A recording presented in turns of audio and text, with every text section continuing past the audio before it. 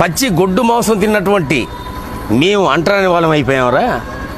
అయితే దానికి వచ్చే పాలు మీరే తాగుతారు, దానికి వచ్చే పెరుగు మీరే తింటారు, దాంట్లో మొత్తం జిల్లగొడితే వెన్నొస్తే మీరే ఒంటికి రాసుకుంటారు, దాంతో కొవ్వుతో మొత్తం సబ్బులు తయారైతే మీరే రాసుకొని మొత్తం తింటారు, మొత్తం రాసుకొని మొత్తం స్నానం చేస్తారు. ఈ రోజున ఆ గొడ్డు మాంసంలో ఉన్నటువంటి కాజు నుంచి క్యాప్సిల్ తయారైతే క్యాప్సిల్ మీరే వేసుకుంటున్నారు. అన్ని సమస్త మొత్తం మీరు తింటూ పచ్చిగడ్డి తిన్నటువంటి గొడ్డు మాంసం తింటే మీ మాల మాదిగలో అంటరాని వాళ్ళు అస్పృశ్యమైనారా? అట్లా కాదురా.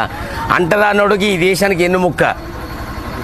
ఆ ఎన్నుముక్క ఏమని చెప్పంటే, రే ఎద్దు కూర తిన్నోడే ఎంతో ముద్దుగున్నాడే, ఎద్దు కూర తిన్నోడే ఎంతో ముద్దుగున్నాడే, ముద్దా పప్పు శాకాహారి బుద్ధిహీనుడైనాడే, ఎద్దు కూర తిన్నోడే ఎంతో ముద్దుగున్నాడే, ఎద్దు కూర తిన్నోడే ఎంతో ముద్దుగున్నాడే, ఎద్దు కూర తిన్నోడే ఎరుఫులైను చేశాడు, ఎద్దు కూర తిన్నోడే బొగ్గు బాయి తవ్వాడు, ఎద్దు కూర తిన్నోడే రైలును కనిపెట్టాడు, ఎద్దు కూర తిన్నోడే ఆనకట్టగట్టాడు, ముద్దా పప్పు శాకాహారి కులాన్ని కనుగొన్నాడు, ఎద్దు కూర తిన్నోడే ఎంతో ముద్దుగున్నాడే, ఎద్దు కూర తిన్నోడే ఎంతో ముద్దుగున్నాడే.